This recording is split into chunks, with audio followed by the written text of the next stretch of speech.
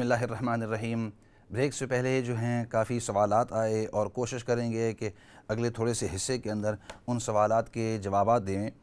تو بات ادھر تک پہنچی تھی کہ بریڈ فورڈ سے ایک سسٹر نے سوال کیا دعاؤں کے بارے میں، اور خاصتاً یہ دعائیں جو جمیلہ ہے، اور میں عرض کر رہا تھا کہ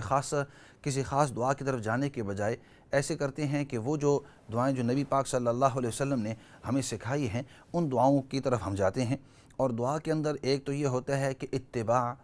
کہ نبی پاک صلی اللہ علیہ وسلم نے جو ہمیں دعا سکھائی ہے، اور دوسری چیز دعا کے اندر یہ ہوتا ہے کہ انسان اپنے دل سے اور درد دل سے جب دعا کرتا ہے تو اللہ رب العزت اس دعا کو زیادہ قبول کرتے ہیں۔ چنانچہ ایک بہترین دعا جو نبی پاک صلی اللہ علیہ وسلم نے ہمیں سکھائی ہے،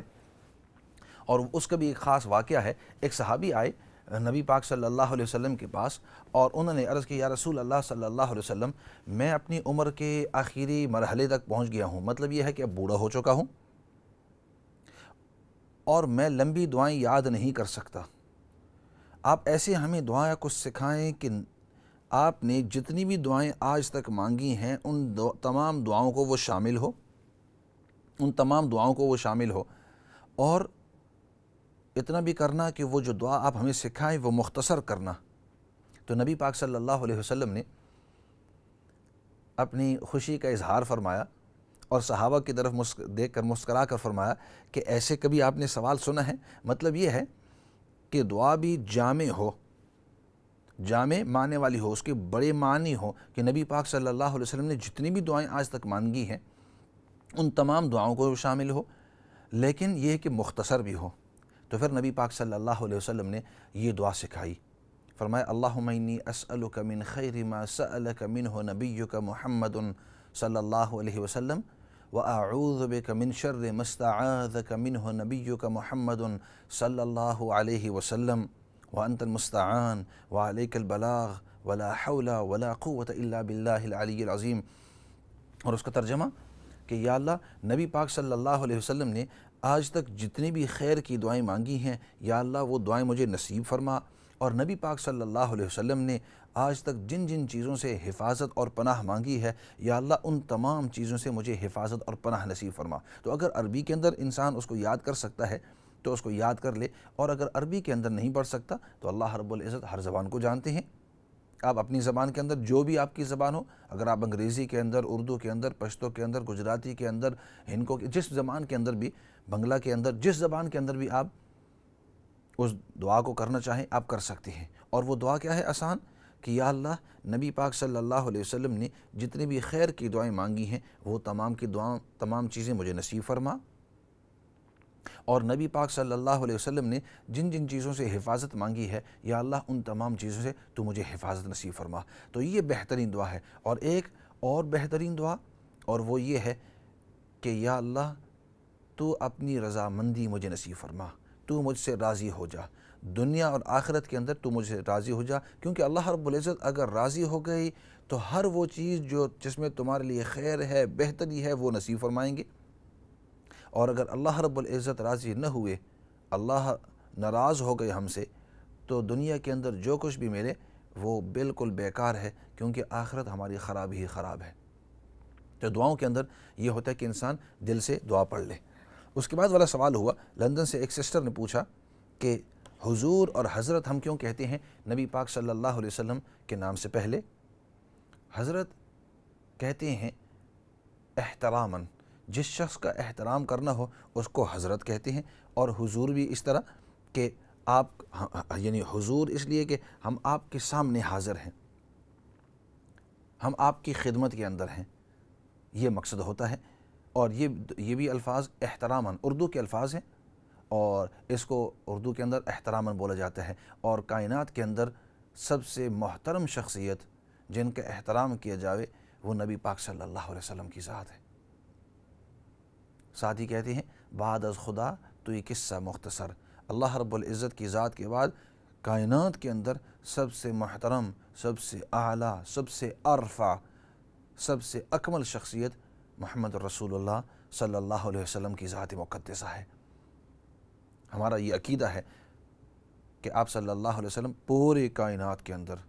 پورے کائنات کے اندر، پورے جہان کے اندر سب سے محترم شخصیت، سب سے محبت کرنے والی شخصیت اور سب سے بہترین شخصیت آپ صلی اللہ علیہ وسلم کی ذات ہے، اور ہمیں پیار کرنا آپ صلی اللہ علیہ وسلم کے ساتھ اشد ضروری ہے۔ جس نے آپ صلی اللہ علیہ وسلم کے ساتھ پورے کائنات سے سب سے زیادہ پیار نہیں کیا تو اس کی ایمان کے اندر شک ہے۔ تو اس لیے ہم احتراماً آپ صلی اللہ علیہ وسلم کے نام سے پہلے حضرت اور حضور کہا جاتا ہے۔ اس کے بعد سوال ہوا یہ تسبیح کے بارے میں، ایک سسٹر نے ہڈرسفیلڈ سے آپ نے سوال کیا کہ جب ہم تسبیح کرتے ہیں تو اس وقت یہ جو دانے پھینکتے ہیں آیا اس کو ایک طرف پھینکنا چاہیے یا اندر کی طرف پھینکنا چاہیے یا باہر کی طرف؟ ان کا مقصد یہ ہوتا ہے، یہ پہلے بھی سوال ہوا تھا، جب انسان کے ہاتھ میں تسبیح ہو تاکہ جو دیکھنے والے ان کو سمجھ آ جائے کہ سوال کیا ہے، کہ اگر آپ کے ہاتھ میں تسبیح ہے تو بعض اوقات تسبیح اس طرح کرتے ہیں، اس کو اپنی طرف دانے کو کھینچ دیتے ہیں، سبحان اللہ سبحان اللہ سبحان اللہ، اور بعض لوگ کس طرح کرتے ہیں کہ دانہ باہر کی طرف پھینک دیتے ہیں۔ تو بھائی باہر کی طرف پھینکیں یا اندر کی طرف پھینکیں، اس میں کوئی کسی کی مشابہت نہیں ہے۔ اصل میں تسبیح کو دیکھو تو تسبیح اصل میں انگلیوں کے اوپر آئی ہوئی تھی۔ نبی پاک صلی اللہ علیہ وسلم کی جو صحیح سنت ہے، آپ صلی اللہ علیہ وسلم کی جو صحیح سنت ہے وہ انگلیوں کے اوپر، انگلیوں کے پوروں کے اوپر تسبیح کرنا تھا۔ ہاں یہ الگ بات ہے کہ ایک صحابی رضی اللہ عنہ بیٹھے ہوئے تھے اور کھجور کی گٹلیاں ان کے سامنے تھی اور ان گٹلیوں کے اوپر وہ تسبیح پڑھ رہے تھے، اور نبی پاک صلی اللہ علیہ وسلم کا وہاں سے گزر ہوا اور پھر تھوڑی دیر کے بعد جب دوبارہ گزر ہوا اور اس سے سوال کیا، لمبی حدیث ہے، تو اس کے اندر آیا ہے کہ ضرور انسان انگلیوں کے علاوہ اور چیزوں کو بھی استعمال کر سکتا ہے، لیکن صحیح بات یہ ہے کہ انسان اپنی انگلیوں کو استعمال کرے، کہ انگلیوں کے اوپر انسان جب پڑھے تو اس طرح سبحان اللہ سبحان اللہ سبحان اللہ سبحان اللہ سبحان اللہ یا الحمدللہ الحمدللہ، اور دونوں ہاتھ انسان استعمال کر سکتا ہے، اس ہاتھ کو بھی استعمال کرے اور اس ہاتھ کو بھی استعمال کر سکے۔ نبی پاک صلی اللہ علیہ وسلم کی اور صحابہ اکرام رضوان اللہ مجمعین کی سنت یہ ہوا کرتی تھی کہ اپنے انگلیوں کے پوروں کو، اپنے ہاتھ کے جو انگلیاں ہیں ان کے پوروں کو استعمال کیا کرتے، دونوں ہاتھ کو۔ اور اس کے اندر حکمت بھی یہ ہے کیونکہ قرآن کریم کے اندر اللہ رب العزت کے ارشاد ہے،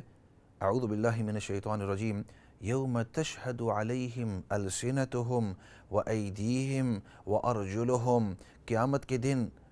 یہ جو انسان کے اعضاء ہیں یہ گواہی دیں گے، یہ انسان کے حق کے اندر فرمایا ان کی جو زبان ہے یہ بھی گواہی دے گی، اس کے جو ہاتھ ہے وہ بھی گواہی دیں گے، اس کے جو پاؤں ہیں وہ بھی گواہی دیں گے۔ اگر ان کے ذریعے وہ اچھے کام کرتا رہا، زبان کے ذریعے وہ نیک کام کرتا رہا، قرآن کریم کی تلاوت کرتا رہا، نیک اعمال کی دعوت دیتا رہا، ذکر کرتا رہا، یعنی جو بھی نیک کام کرتا رہا، تو وہ جو زبان ہے وہ گواہی دے گی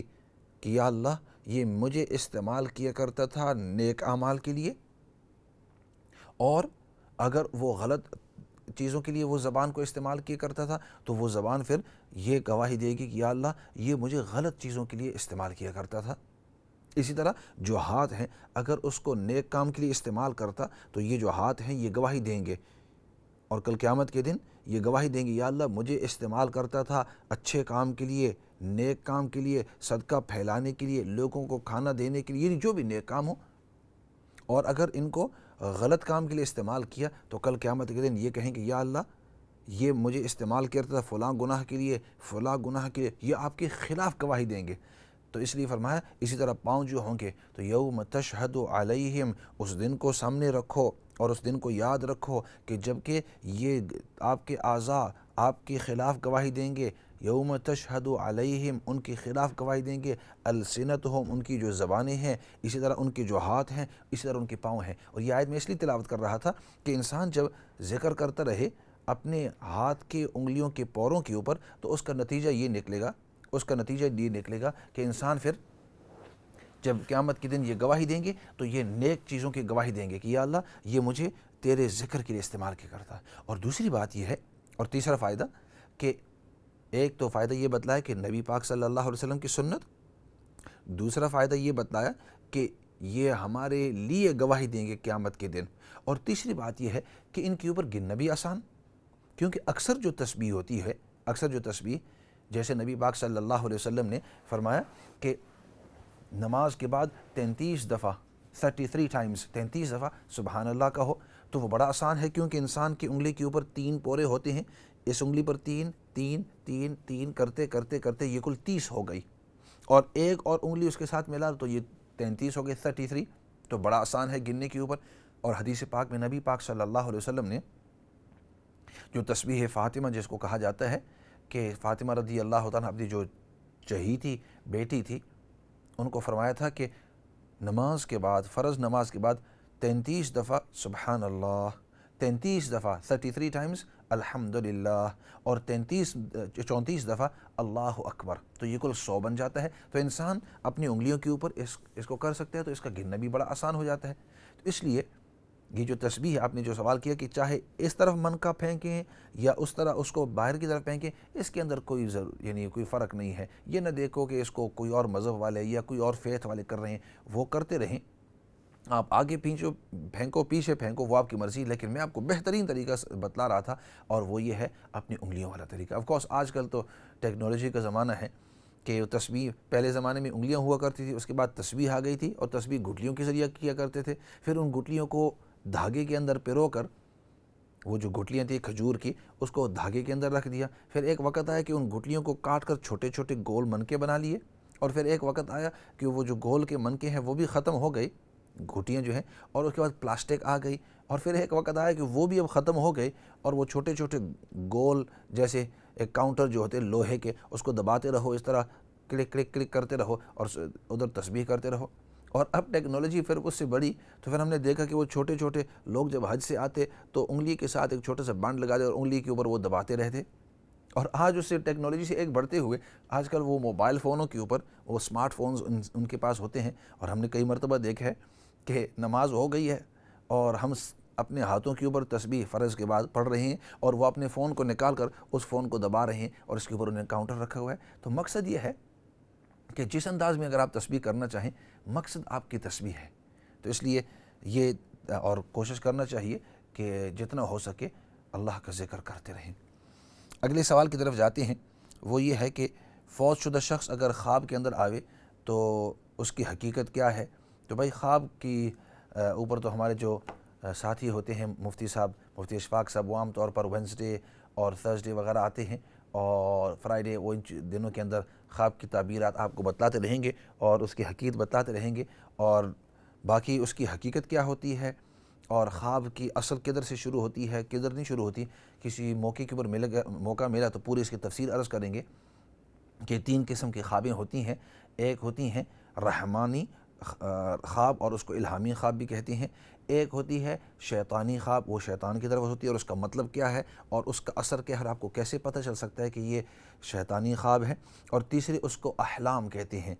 وما نحن بتأویل الاحلام بعالمین، جیسے قرآن کریم نے اس کو احلام کہا۔ تو یہ 3 قسم کی خوابیں ہیں، اور خواب کیوں آتی ہیں اور اس کی حقیقت کیا ہے، اور ملائے اعلیٰ کے اندر ہماری روح جب چلی جاتی ہے، اللہ یتوفی الانفس حین موتها، اللہ رب العزت بعض جو انسان سو جاتا ہے اور اس کی روح نکل جاتی ہے اور سیر کرتی ہے وغیرہ وغیرہ، تو یہ پورا ایک پور مستقل موضوع ہے۔ لیکن عرض کرنے کا مقصد کہ 3 قسم کی خوابیں ہوتی ہیں، ہر خواب وہ سچی نہیں ہوتی، ہر خواب وہ سچی نہیں ہوتی۔ یہ تو آپ کسی تجربہ کار جو معبر ہوتا ہے وہ آپ کو بتا سکتا ہے کہ اس کا مطلب ہے یا نہیں ہے۔ اور باقی یہ کہ اگر آپ فوت شدہ شخصوں کو خواب کے اندر دیکھیں تو اس کے مطالب تو وہ کسی اور موضوع کے لیے ہیں، آج کا موضوع نہیں۔ اور اگلی بات آپ نے یہ کہی کہ وضو کرتے وقت کوہنیوں کے دھونے کا طریقہ، تو اس کا یہ ہے کہ جب آپ وضو کر رہے ہیں تو آپ کی بات تھی کہ بہت سارے لوگ وہ اس طرح وضو کرتے ہیں کہ اپنے جو دونوں ہاتھ ہیں اس طرح کر کے اور پھر اپنا اس طرح پانی ڈال دیتے ہیں، اور وہ پانی تھوڑا سا نیچے چلا جاتا ہے، پورے ہاتھ تک نہیں جاتا۔ 3 مرتبہ اس طرح خواہ 3 مرتبہ کر کے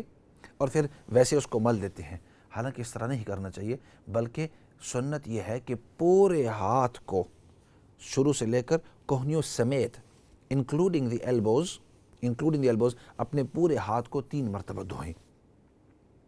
یہ نہیں کہ ایک مرتبہ اس کو دھو لیا اور وہ سنت پورا کرنے کے لیے بعض لوگ ٹوٹی سے پانی، لیکن 1 مرتبہ 2 مرتبہ 3 مرتبہ، تو وہ تو صرف ادھر تک پانی جاتا ہے۔ اور سنت طریقہ یہ ہے کہ انسان پورے ہاتھ کو شروع سے لے کر آخر تک 3 مرتبہ اس کو دھو لے۔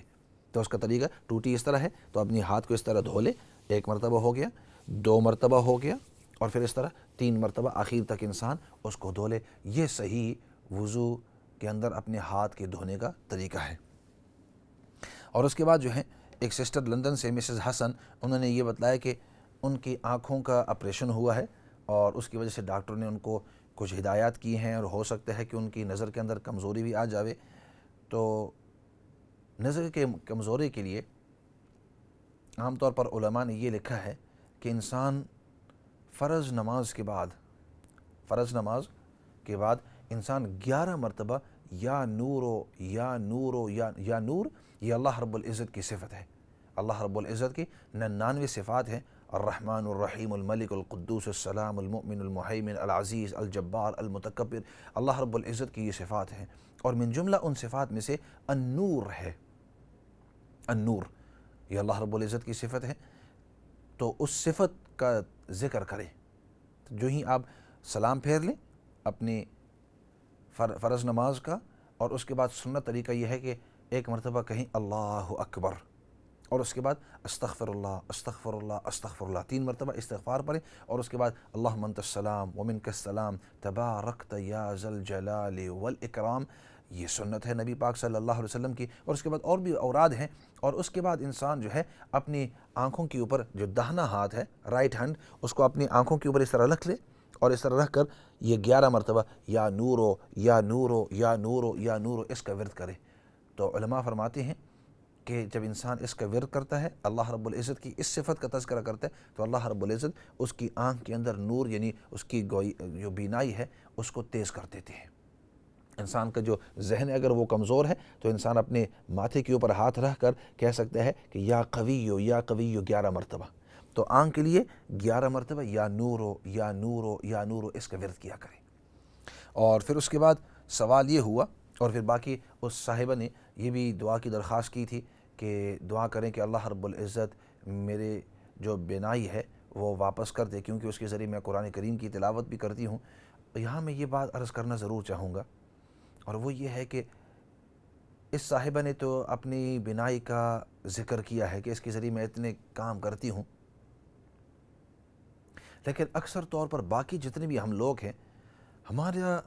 دھیان اس کی طرف نہیں جاتا کہ یہ اللہ رب العزت کی کتنی بڑی نعمت ہے۔ یہ جو نگاہ ہے، جو ہمیں سب کچھ نظر آ رہا ہے، اگر اللہ رب العزت چاہیں تو منٹوں سیکنڈوں کے اندر آپ کی جو بینائی ہے، آپ کی جو آنکھوں کی روشنی ہے، اس کو فوراً ختم کر لے، اور دنیا کے اندر کوئی شخص ایسا نہیں ہے جو اس کو واپس لے آئے اگر اللہ رب العزت نہیں چاہتے۔ اللہ رب العزت آپ کی جو بینائی ہے، آپ کی جو آئی سائٹ ہے، اس کو اتار دے، نکال لے، واپس لے لے، تو دنیا کے اندر کوئی شخص نہیں ہے جو اس کو واپس لے آئے، اور انسان جو ہے اتنا بے بس ہو جاتا ہے۔ کچھ عرصہ پہلے ایک چھوٹا سا بچہ تھا، وہاں بیٹھا ہوا تھا، میں کسی کی یہاں وزٹ کرنے کے لیے گیا، تو وہ وہاں صوفے کے اوپر بیٹھے ہوئے تھے، انتظار کر رہے تھے۔ انہوں نے کہیں میرا سنا ہوگا کہ وہ آنے والے ہیں، اور اللہ رب العزت ان کو جزائے خیر دے۔ وہ پورے علاقے والے جو تھے، اس علاقے کے اندر میں اکثر گیا نہیں تھا، میری تو پہلی 2 دفعہ تھی، غالباً 1 مرتبہ پہلے گیا ہوں گا، لیکن مجھے یاد ہے 1 ہی مرتبہ۔ تو وہ سب انتظار کر رہے تھے، وہ چھوٹا سا 12-13 سال کا جو بچہ ہے وہ بھی تو مجھے کسی نے بتلایا کہ یہ جو ہے یہ نابینا ہے، ہی از بلائنڈ، اس کو نظر نہیں آ رہا تھا۔ تو میرا دل نرم ہو گیا، ظاہری بات ہے انسان کا دل نرم ہوتا ہے۔ تو اس کے ساتھ میں نے تھوڑی سی باتیں کی، باقی پوری مجلس بھی تھی، اللہ جزائے خیر دے، بہت میری عزت کر رہے تھے، بہت پیار سے پیش آ رہے تھے، لیکن جب میں نے اس بچے کو دیکھا تو ان تمام سے توجہ ہٹا کر اس کی طرف میں نے بات چیت کی۔ بات چیت کرنے کے بعد تھوڑی دیر کے بعد میں نے اس کو کہا کہ is there anything that you would really like in this world؟ آپ کو کوئی ایسی چیز ہے کہ جو آپ کو بہت پسند ہے اس دنیا کے اندر؟ What would you like؟ تو اس نے بڑی ٹھنڈی سانس بھری، اور بڑی ٹھنڈی سانس بھرنے کے بعد اس نے کہا you know what مولانا، اس نے کہا مولانا آپ کو پتہ ہے I would love to see what all these different colors look like۔ اس نے انگلش میں مجھے کہا میری بڑی خواہش ہے کہ میں دیکھوں کہ یہ الگ رنگ ہیں، یہ کس طرح ہوتے ہیں۔ What does red look like؟ What does green look like؟ What does yellow look like؟ اس نے کہا میری بڑی خواہش ہے کہ میں دیکھوں کہ یہ مختلف رنگ جو میں سنتا ہوں یہ کس طرح ہوتے ہیں، یہ ریڈ جو ہوتا ہے، یہ سرخ رنگ ہے، یہ کس طرح ہوتا ہے۔ اور یہ جو سبز رنگ ہے گرین یہ کس طرح ہوتا ہے، اور یہ یلو جو ہے یہ کس طرح ہوتا ہے۔ یقین کرو اب تو میں کہہ رہا ہوں اور آپ سن رہے ہیں، دیکھ رہے ہیں، لیکن جس وقت اس بچے نے 12 سال کے 13 سال کی تقریباً اتنی عمر تھی، اس نے جب کہا تو میرے دل کے اوپر آ کر لگی کہ ہم نے کبھی یہ اللہ کا شکر ہی نہیں کیا، کبھی ہماری طرف دھیان ہی نہیں ہوا کہ یا اللہ یہ جو اتنے بہترین رنگ ہمیں نظر آتے ہیں، کالا رنگ ہمیں نظر آتا ہے، سفید ہمیں نظر آتا ہے، پیلا نظر آتا ہے، نیلا نظر آتا ہے، جتنے بھی رنگ ہیں وہ سب ہمیں نظر آتے ہیں، اور ان رنگوں کو دیکھ کر ہمارے دل کو سکون ہوتا ہے۔ کبھی ہم نے شکر بھی نہیں کیا، کبھی ہماری طرف دھیان بھی نہیں دیا، اور اگر اللہ رب العزت چاہیں تو پوری بنائی کو نہ ہٹائیں بلکہ رنگ کو بھی ہٹا دیں۔ بعض لوگ ایسے ہوتے ہیں وہ کلر بلائنڈ ہوتے ہیں۔ Some people they color blind and they can't differentiate between colors. They can only see a fixed color. ان کو وہ کلروں کے درمیان، رنگوں کے درمیان ڈیفرینشیٹ نہیں کر سکتے کہ یہ کون سا رنگ ہے کون سا، ان کو ایک ہی کلر نظر آتا ہے، باقی سب چیزیں برابر نظر آتی ہیں کہ یہ گاڑی ہے، یہ انسان ہے، یہ ہاتھی ہے، یہ گھر ہے، یہ روڈ ہے، یہ میرے سامنے میرے قلم ہے، وہ تمام کی تمام چیزیں نظر آتی ہیں، لیکن کون سی رنگ ہے وہ نظر نہیں آتی۔ اللہ رب العزت بڑی قدرت والے ہیں، تو بعض اوقات اس کی طرف آپ دھیان دیجئے کہ دیکھو اللہ رب العزت نے یہ بڑی ہی نعمت ہمیں نصیب کی ہے۔ تو خیر اگلے سوال کی طرف جاتے ہیں۔ ایک بہن نے سوال کیا کہ میں اپنی بہن کے لیے قربانی کرنا چاہتی ہوں، اپنی بہن کی طرف سے قربانی جو سالانہ قربانی ہوتی ہے عید کی دن،